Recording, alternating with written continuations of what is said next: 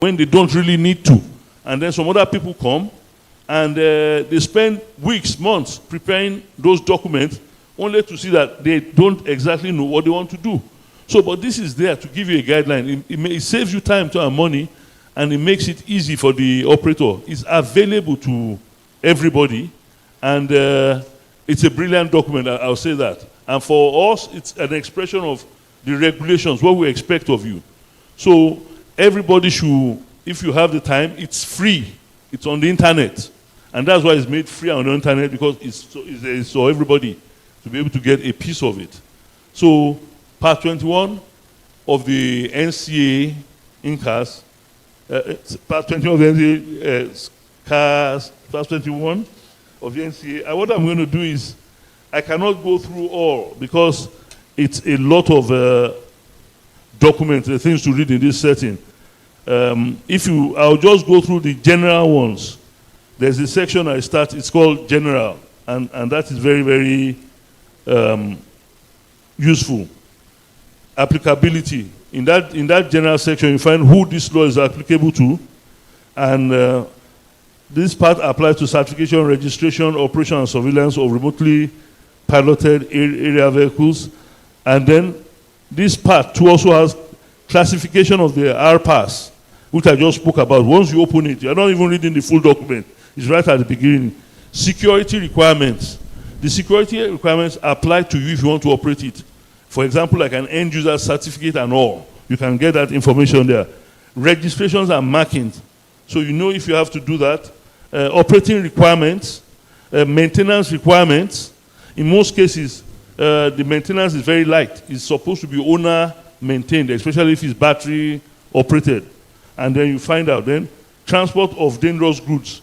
There are things you might not consider to be dangerous goods that might be considered as dangerous goods. For example, if you are doing aerial application and spraying, the chemicals you are using to spray the crops might not be allowed to drift into places where people live. So you need to look at all these things.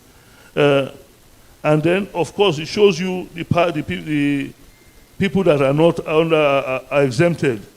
Control line models, model aircraft, remotely piloted airships, small balloons with 100 meters of a structure, remotely piloted tethered balloons, fireworks, and not capable of rising more than 400 feet. A flight not to take place indoors, all our parts classified under this section. You can get all that easily there. These are questions you always ask all the time. Private, recreational, and educational institutions is all addressed.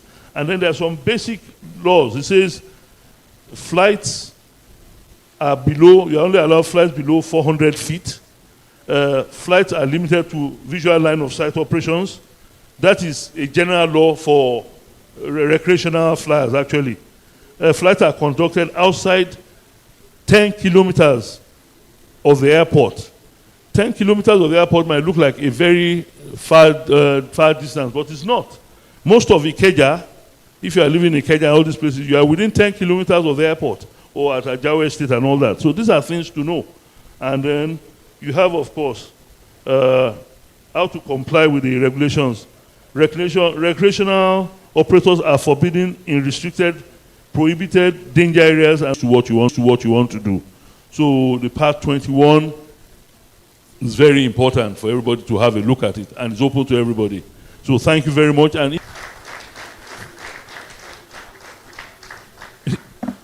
okay, we'll take the questions later. Thank you. Okay.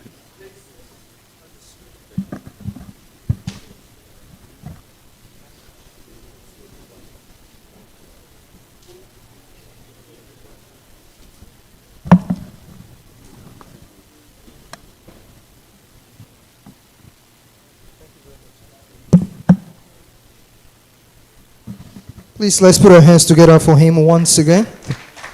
Thank you very much. Once and Google Part 21 by NCA and just scan through the documents before tomorrow in case you'd have any additional question. Mentioned. My name is Dr. Endurance Keyamo, and I'm representing my boss, the registrar of the African Aviation and Aerospace University, Dr. Mustafa Sheikh Abdullahi, who is unavoidably absent here today due to some very important official assignments.